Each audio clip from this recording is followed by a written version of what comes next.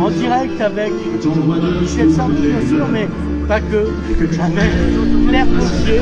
Alors Claire Maupier, elle a plusieurs casquettes, même si là ses cheveux lui empêchent d'emporter la cible. Alors Claire, dans un premier temps, on est là à Boulogne de la Salle, à un marché slow food. Alors raconte-nous pourquoi on est là. On est au marché de la terre. Ouais. Donc Slow Food, c'est un mouvement qui fait la promotion de l'alimentation bonne, propre et juste. Ouais. Et parmi les nombreuses actions, il y a l'organisation de marchés de producteurs, ouais, qu'on appelle les marchés de la terre ou les mercats de la terre en catalan. Et la plupart du temps, c'est à Elne, effectivement. Et puis là, exceptionnellement, on a délocalisé le marché à Villelongue pour soutenir la création d'une association sur la biodiversité à Villelongue de la Salanque. Et donc on a fait venir nos producteurs habituels plus des producteurs là de la Salanque, ouais, pour présenter leurs produits et créer de l'animation dans le village afin de le redynamiser. Alors c'est un village de 3000 et quelques habitants à peu près. On a eu un débat avec le maire. Est-ce qu'il y a un espoir pour le bon juste et propre, enfin on mettra dans l'ordre, pour le bon, propre et juste? Voilà. Eh bien oui, il y a un espoir parce que cette asso, elle est née à partir d'un projet très concret. Donc ça déjà c'est plutôt positif, puisque la mairie a racheté un terrain de 3 hectares avec beaucoup de fruitiers, d'agrumes, hyper productifs. Et donc l'association s'est créée spécifiquement pour la gestion de ce terrain et la valorisation de toutes ces productions-là pour les habitants. Donc déjà, ça veut dire qu'il y a une volonté pour les habitants de se nourrir localement avec des produits qui sont sains, qui permettent aussi la production de biodiversité et pas sa dégradation. Et donc le maire, il soutient cette démarche-là. Donc c'est plutôt positif pour le village, en espérant que ça puisse aussi sensibiliser des agriculteurs. Il y a bientôt les élections. Ah ben donc on est en période d'élection, tout est possible. Voilà. Ouais.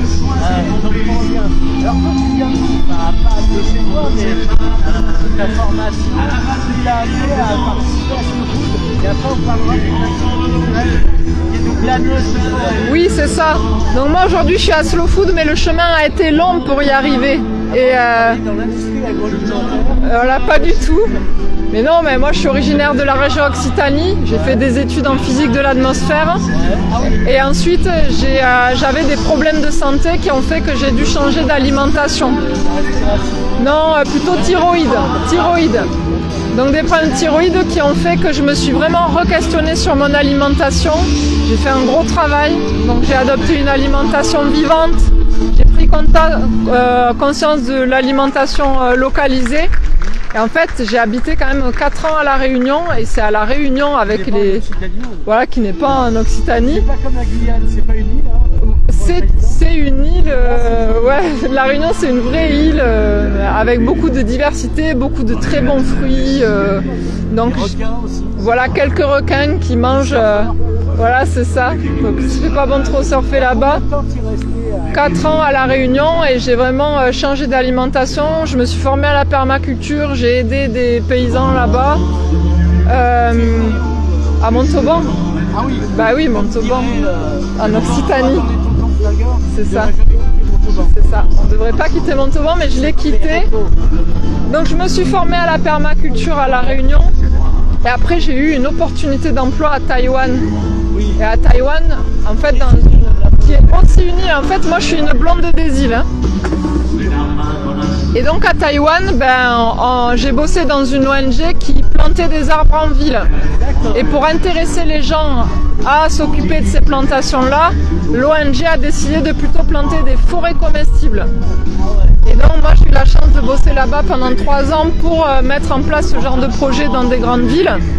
Et après, je suis rentrée en France et j'ai décidé de faire la même chose. Donc j'ai d'abord commencé par faire ça à Cahors, où habite ma famille.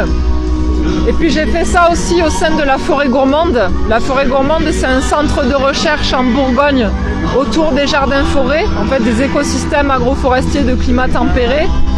Et donc j'ai commencé à développer des projets comme ça sur les espaces publics dans plein de communes en France. Et un beau jour, on m'a appelé à Elne pour faire une conférence. Elne, voilà. On y arrive. Illiberis. Donc André Trive m'a appelé à Elne pour faire une conférence sur l'agriculture urbaine. Et en même temps, il m'a dit, ben viens t'installer à Elne. Ouais, c'est pas mal. À Elne, on a Slow Food. Slow Food, ça correspond complètement à tes valeurs. Ouais. Et donc tu peux bosser si tu veux en tant que salarié à mi-temps sur Slow Food. Donc là, j'ai découvert Slow Food et je me suis dit, ça fait 2 ans. Très bien, je suis très bien à Elne. Il y a une belle vue, j'ai une belle vue sur les Alberts, j'ai la mer à côté, il fait tout le temps beau et les gens sont sympas et la mairie est très dynamique, justement la ville est très dynamique. Nicolas Garcia, avec tous ses projets de végétalisation, j'ai presque l'impression paysagiste, donc il est très sensible. Voilà aussi, donc la commune est hyper sensible et hyper dynamique, donc ce qui fait que moi je peux travailler tranquillement sans qu'on me mette des bâtons dans les roues. Alors à Elne, j'accompagne la commune dans les projets de végétalisation, donc animation des jardins, conception des paysages comestibles, mise en place de la reforestation nourricière et j'organise aussi les mercats de la terre et des programmes de sensibilisation autour de l'alimentation bonne, propre et juste, donc des visites de fermes, des ateliers cuisine. Tout public. Tout public. Bon, moi je m'adresse à tous les publics. D'accord, donc enfants, 7 à 68, un peu de 7 à 77 ans. Michel Sardou est en train de nous le dire. Bien. Ouais, c'est ça, c'est ça. Alors tu as, je sais pas si c'est une passion, enfin oui, tu es glaneuse de forêt. Alors par rapport à Myriam Pied qu'on a interviewé il n'y a pas si longtemps. Je fais pas pareil que Myriam, on est très complémentaires avec Myriam. Myriam c'est vraiment une glaneuse. Le même genre de casquette irlandaise. Ouais, c'est vrai, on doit avoir les mêmes problèmes capillaires. Myriam, elle est glaneuse, c'est-à-dire elle fait de la cueillette sauvage. Elle est devenue glandeuse, elle est devenue glaneuse. Ouais, là, pour le coup, je suis aussi glandeuse. Et moi, c'est pas pareil. Moi, je plante des systèmes de production alimentaire qui imitent le fonctionnement des forêts. Donc, je plante. Mais, donc, c'est des systèmes qui sont entre sauvages et domestiqués. Tu es une elfe, tu démures des arbres. Si tu veux. Si tu veux. Tu coupes pas tes paroles, j'espère, parce que sinon... Ouais, ok. Donc, moi, je plante des forêts comestibles, c'est-à-dire des systèmes, ça imite le fonctionnement de la forêt. On va aussi retrouver des plantes sauvages comestibles, mais on va aussi retrouver des productions autres qu'on va cultiver, quoi. Par exemple, des pommes, des... La fille de Marc la Chèvre, elle a trouvé, elle est musicienne. Son père était glaneur aussi. Ok. Je mettrai ta vidéo avec la sienne. Alors moi, ma particularité et ma passion secrète, c'est la cueillette et la cuisine des glands. Donc des glands de chêne. Ouais, voilà. Je sais que cuisiner des glands, c'est génial. Des glands, il y en a vraiment partout. Ah bah ça. Et on peut faire plein de choses avec. Oui. On peut les transformer en farine, en purée. C'est même aphrodisiaque, il semble, la farine de gland.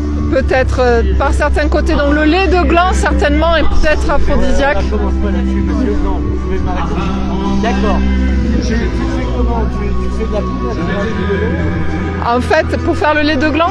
Non, c'est cool. Je prends les glands, je les fais tremper dans de l'eau. Je les passe au blender et je filtre. C'est ça.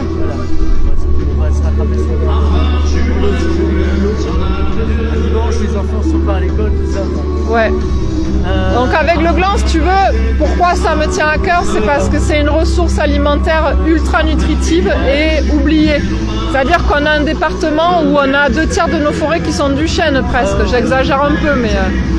Et en fait, dans 100 grammes de gland, tu as 500 kilocalories et tu as un élément nutritif aussi intéressant que les châtaignes. Mais si tu veux, il y a aussi dans sa carte de l'inconscient collectif, il y a l'épisode de la Gaule. Parce que j'étais chez les jésuites, donc j'ai quand le garçon qui a demandé son héritage à son père, après l'avoir fait lapidé, son coup forcé, il a tellement fait qu'il les porcs. C'est l'épisode qui sont grave que les traîtres. C'est peut-être qu'inconsciemment, le blanc, c'est culturel. C'est parce qu'on a 8000 ans d'histoire d'agriculture derrière nous et qu'on a toujours appris aux gens qu'il fallait travailler pour se nourrir, ce qui est complètement stupide. C'est le principe de l'agriculture. C'est ce que je dis à mes domestiques, c'est complètement stupide. Voilà. Travailler pour se nourrir, encore la Bible, Adam et Ève, il y avait pas un domestique. Non mais, perdons un peu de secondes. On va 3 minutes de plus et nous terminerons. Tu as donc sorti des livres autour de la cuisine reforestante. Et on les trouve facilement sur internet dans les librairies. Il y en a un qui sort le 7 avril. Ouais. Et l'autre qui est... C'est demain. C'est demain le 7 avril. Donc il y en a un qui sort le 7 avril ou qui est sorti le 7 avril aux éditions de Terran qu'on trouvera en librairie, dans les bonnes librairies. Et l'autre qui est disponible sur la boutique du site de la Forêt Gourmande. Oui. Oui, tu peux regarder sur mon profil Facebook, il y est. D'accord. Est-ce qu'on a tout dit? Où on se retrouve à part en face de moi, mais pas pour le moment. On me retrouve à Slow Food Pays Catalan. Il y a une lettre d'information où on peut s'abonner pour recevoir les infos. On me retrouve sur YouTube, sur la chaîne de la Forêt Gourmande, ou sur mon site internet, le Food Forest Lab. C'était un moment trop court. Merci et à bientôt. Merci Nicolas.